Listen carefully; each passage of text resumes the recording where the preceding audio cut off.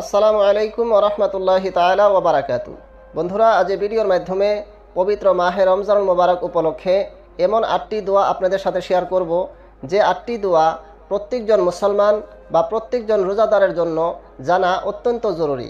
বন্ধুরা, আপনারা সকলে জানেন যে এই পবিত্র মাহে রমজানুল মোবারককে 10 দিন করে 3টি ভাগে বিভক্ত করা হয়েছে। আল্লাহ রসুল সাল্লাল্লাহু আলাইহি ওয়াসাল্লাম বলেছেন, আউয়ালুহু রাহমা, আওসাতুহু মাগফিরা ওয়া আখিরুহু ইতকু মিনান নার। যে প্রথম 10 দিন হয়েছে রহমতের 10 দিন। এই 10 দিন আল্লাহ সুবহানাহু ওয়া তাআলা রোজাদার বান্দাদের প্রতি বিশেষ রহমতের দৃষ্টি দেন। দ্বিতীয় 10 দিন হয়েছে মাগফিরাতের 10 দিন, যে 10 দিন আল্লাহ সুবহানাহু ওয়া তাআলা বান্দাদেরকে আম মাগফিরাত দান করেন।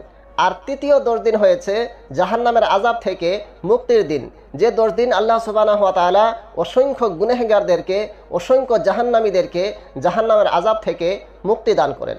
তো এই 3টি আশরার বিশেষ কিছু দোয়া, এছাড়াও আল্লাহ রসুল সাল্লাল্লাহু তাআলা আলাইহি ওয়াসাল্লাম থেকে বর্ণিত কিছু দোয়া আপনাদের সাথে শেয়ার করব। সেগুলো যদি আমরা সঠিকভাবে সত্য মনে পাঠ করতে পারি, তবে ইনশাআল্লাহুল আজিজ এই মাহে রমজানুল মোবারকে অসংখ্য রহমত, বরকত, মাগফিরাত ও নাজাত আমরা হাসিল করতে পারবো। তো আসুন জানি সে দোয়াগুলো কি। প্রথম দোয়াটি হয়েছে প্রথম আশরা, মানে রহমতের আশরার দোয়া। যে দোয়াটি হয়েছে আল্লাহুম্মা রাব্বিগফির ওয়ারহাম ওয়া আনতা খায়রুর রাহিমিন, যার অর্থ হয়েছে, হে আল্লাহ, হে আমার প্রতিপালক, তুমি ক্ষমা করে দাও এবং রহমত বর্ষণ করো, অবশ্যই তুমি শ্রেষ্ঠ রহমত বর্ষণকারী। এই দোয়াটি রমজানের প্রথম আশরা, মানে রহমতের আশরায় বেশি বেশি পড়া উচিত। 2 নম্বর দোয়াটি হয়েছে ইফতারের সময় পড়া দোয়া, আল্লাহুম্মা লাকা সুমতু ওয়া আলা রিজকিকা আফতারতু, যার অর্থ হয়েছে, হে আল্লাহ, আমি তোমার জন্যই রোজা রেখেছি এবং তোমার দেওয়া রুজির মাধ্যমেই ইফতার করেছি। অনেকেই এই দোয়াটি ইফতারের আগে পড়ে ফেলে, তবে ইফতারের আগে নয়, বরঞ্চ বিসমিল্লাহ পড়ে খেজুর বা পানির মাধ্যমে ইফতার করে তারপর এই দোয়াটি পড়া উচিত। কেন? এই দোয়াটির যদি অর্থর দিকে আপনি লক্ষ্য করেন, তাহলে বুঝতে পারবেন যে, হে আল্লাহ, আমি তোমার দেওয়া রুজির মাধ্যমেই ইফতার করেছি, ইফতার করব না, ইফতার করেছি। তো ইফতার করার পরেই দোয়াটি পড়া উচিত। এছাড়াও ইফতার সম্পর্কে আরও যেগুলো দোয়া মশহুর রয়েছে, যেমন আল্লাহুম্মা লাকা সুমতু ওয়া বিকা আমানতু ওয়া আলাইকা তাওয়াক্কালতু ওয়া আলা রিজকিকা আফতারতু বিরহমাতিকা ইয়া আরহামার রাহিমিন, সেই দোয়াগুলো আপনারা পড়তে পারেন। 3 নম্বর দোয়াটি হয়েছে ইফতারের পরের দোয়া।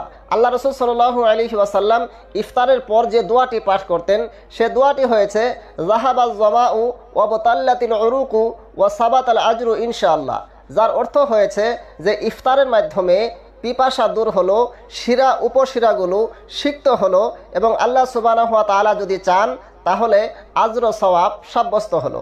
তো ইফতারের পর এই দোয়াটি অবশ্যই পাঠ করবেন। 4 নম্বর দোয়াটি হয়েছে, যদি আপনি অন্য কারো বাড়িতে ইফতার করছেন তাহলে এই দোয়াটি অবশ্যই পাঠ করবেন।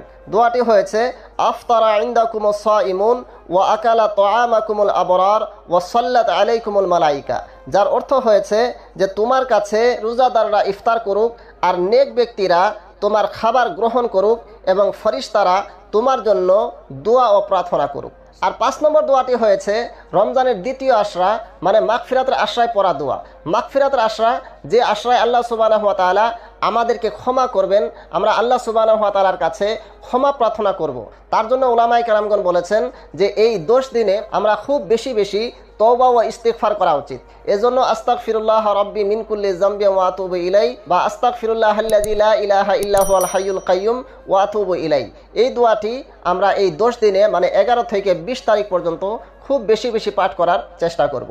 আর 6 নম্বর দোয়াটি হয়েছে রমজানের তৃতীয় আশরা, মানে নাজাতের আশরায় পড়া দোয়া। সে দোয়াটি হয়েছে আল্লাহুম্মা ইন্নাকা আফুবুন তুহিব্বুল আফওয়া ফাফু আন্নি ইয়া গাফুর, বা আল্লাহুম্মা ইন্নাকা আফুবুল করিম তুহিব্বুল আফওয়া ফাফু আন্নি ইয়া গাফুর, যার অর্থ হয়েছে, হে আল্লাহ, অবশ্যই তুমি ক্ষমাশীল, তুমি ক্ষমা করে ভালোবাসো, তো তুমি আমাকেও ক্ষমা করে দাও। আল্লাহ রসুল সাল্লাল্লাহু তাআলা আলাইহি ওয়াসাল্লাম এই দোয়াটি বিশেষ করে শবে কদর রাত্রে পড়তে বলেছেন। তাই এই দোয়াটি আমরা দ্বিতীয় আশরা এবং তৃতীয় আশরায় বেশি বেশি পাঠ করার চেষ্টা করব।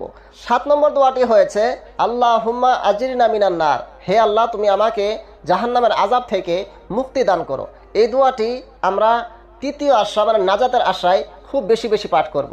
আর 8 নম্বর দোয়াটি হয়েছে, যেটা আমরা রমজান ও গায়ের রমজান সারা বছর যে দোয়াটি আমরা বেশি বেশি করা উচিত, সে দোয়াটি হয়েছে রব্বানা আতিনা ফিদ দুনিয়া হাসানা ওফিল আখিরাতে হাসানা ওয়াকিনা আযাবান্নার, যার অর্থ হয়েছে, হে আমাদের প্রতিপালক, তুমি আমাদেরকে দুনিয়ায় ভালাই দান করো এবং আখিরাতে ভালাই দান করো এবং জাহান্নামের আযাব থেকে মুক্তি দান করো। বন্ধুরা, এই দোয়ার মাধ্যমে যদি আমরা আল্লাহ সুবহানাহু ওয়া তাআলার কাছে প্রার্থনা করি আর আল্লাহ যদি আমাদের দোয়া কবুল করে নেয়, তাহলে দুনিয়াতেও আমাদের বেড়া পার হয়ে যাবে, আখিরাতেও বেড়া পার হয়ে যাবে, আর জাহান্নামের আযাব থেকেও আমরা মুক্তি পেয়ে যাব ইনশাআল্লাহ। তো আল্লাহ পাক আমাদের সবাইকে বেশি বেশি নেক আমল করার তৌফিক দান করুক, আমিন।